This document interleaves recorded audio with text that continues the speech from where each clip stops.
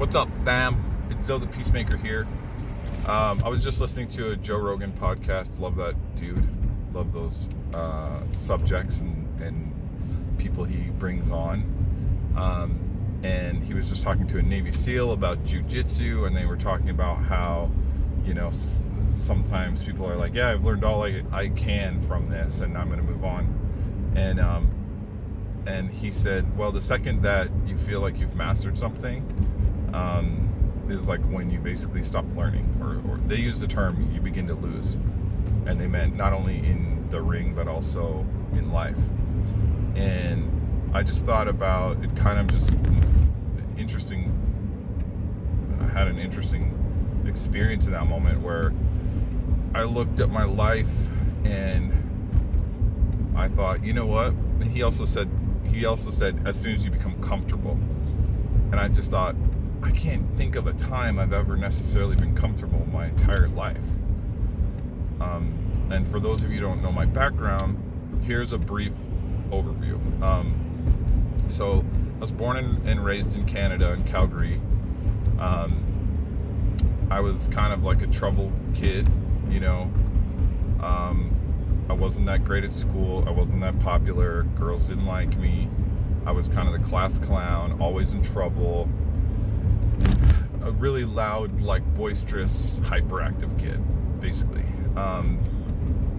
And I was also raised in a violent household, and we were Catholic at the time, to which I decided when I was 12 years old I wasn't going to be anymore, and I left my church on my own volition. My dad was super excited about it. Not at all. That's called sarcasm. My dad was raised by nuns, so he thought the Catholic Church was be all, the beginning and the end, the Alpha and the Omega, and he couldn't imagine anybody not loving the church, let alone leaving it. So this created a massive rift between me and my father, which would last nearly 20 years until 1 week before he died. That's another story, to where we actually made up a week before he passed away. So we moved to Montana, from Calgary to Montana, when I was 14. There I got into what some people would call the wrong crowd, but if you look at my destiny, it was perfect for me. Probably not the crowd I would want my kids to hang out with, but I got into drugs and alcohol, but I also learned about shamanism, and I learned about snowboarding, all in about a 2-year period. Then I was basically smoking pot every day and drinking and smoking cigarettes when I was 15, 16 years old. I took off. I came to Utah. I came to Park City for a weekend, and I literally never went back because it was just, the life here was better for me. And I joke all the time. I say I'm still on that road trip. I met a couple guys. We all went to Mount Hood that summer together and went snowboarding and lived in a van.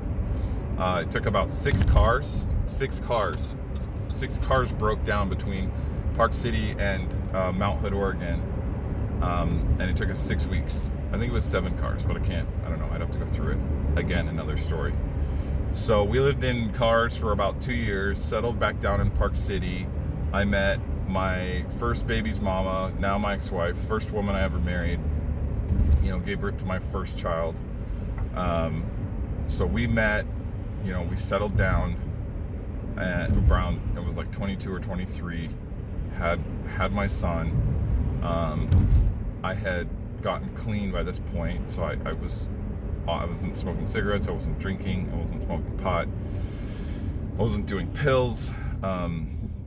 And so we had our first son. We were having our second son when there were complications in the pregnancy, and we lost him, and that was devastating. And shortly after, we got divorced. Shortly after, we got evicted, and within the next 30 days, I lost my job. So basically, my entire life that I had built here was just destroyed overnight. And that put me into a pretty deep depression for about 7 months.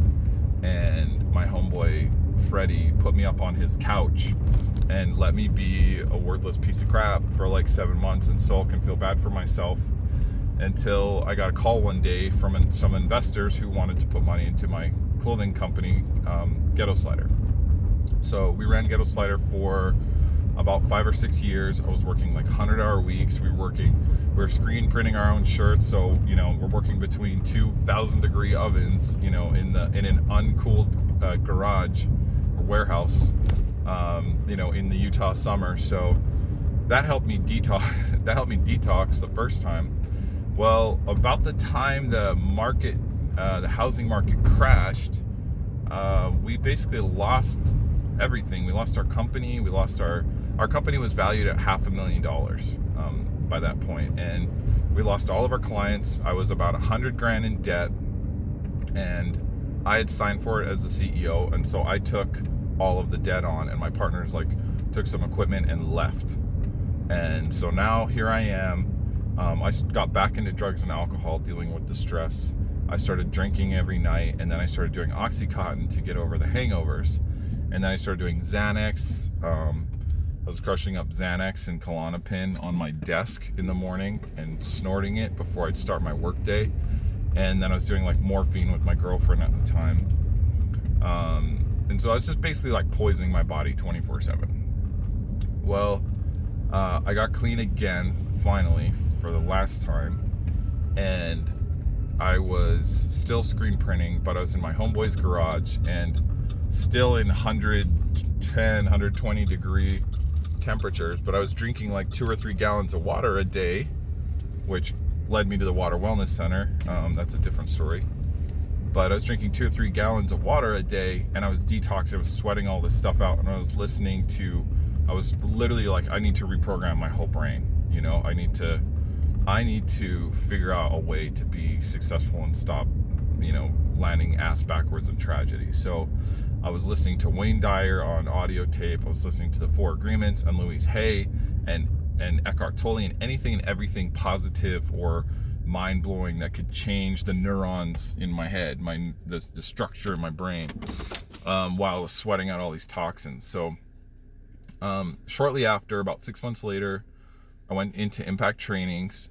One night, not at Impact, but one night in my home, I had this spiritual moment, this vision, or this spiritual awakening, where I literally now I didn't know about sacred geometry yet, but I had been exposed to it once or twice, and literally once, somebody was here's the Metatron's cube, and it was 4 or 5 years prior, and I didn't know what it was. But I had this experience this night where I saw the Metatron's cube in full 3D view, and I wouldn't say it was talking to me, but it was it was talking to me. It was here's a ton of information, and I just downloaded enough information to start writing books. I'd never written. I hadn't written anything since 9th grade. I dropped out when I was in 10th grade. So I wasn't some scholar. And with my track record, I didn't feel like I was fit to be writing books and telling people what to do with their life. So, but I had to write. I was shaking after this 20-second vision, and it was enough information to fill a few books. And so I started writing, wrote my first book. I got picked up by a small publisher in Seattle, and that book was published in 2012. I then went on to become a Reiki master over the next 5 years. I then created Soulworks Decals, which I came from the graphic design production world, and then I took my new healing path and I merged them, and I created Soulworks Decals, which you can find in 10 stores right now, which then led me, and then I met Brinley, and that led me to create Vibe Bottle. To create Vibe Bottle, I did all the design, and she helped with all the development, the business side of things. And then we went on tour, so we sold all our stuff. We lived in an RV with Nixon for about a year, and we drove around and did talks, and we established a bunch of new relationships that way, which grew Vibe Bottle. And now we've been in Bluffdale for a few years now. And now I'm running Vibe Bottle. We're in 70 stores. We're shipping internationally, and we're growing all the time. The point is, at zero point in my life can I say I was just like, yep, this is it. Like, here's what I'm going to do for the rest of my life. I'm going to stop growing. I'm going to stop reaching. I'm going to stop, learning new things. Like, oh, I know everything.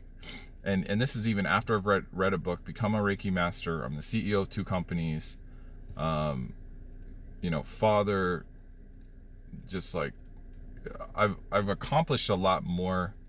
When you look at my background and you look at the possibility of me just ending up literally like dead or in jail or homeless. Well, I was homeless a couple times, but if you look at the statistics of somebody of the average male who grows up without a proper father influence, is using drugs and alcohol, and is basically like a free spirit with nobody to tell them what to do, like the chances are pretty high that they'll end up in prison. And what's interesting is we live just next to the prison, so I drive, every time I come off the freeway, I can go left or right. Like I could have gone right, I could have ended up in prison, or left, which is this beautiful suburban neighborhood that I live in.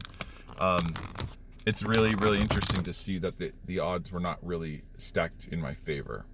But I was always willing to do the work. I was always willing to do the hard work. I was always willing to admit when I was wrong or being stupid or being self-destructive. And I was always willing to change it. And I was always willing to grow. And that means being out of my comfort zone. Not to say I don't have my comfort zones.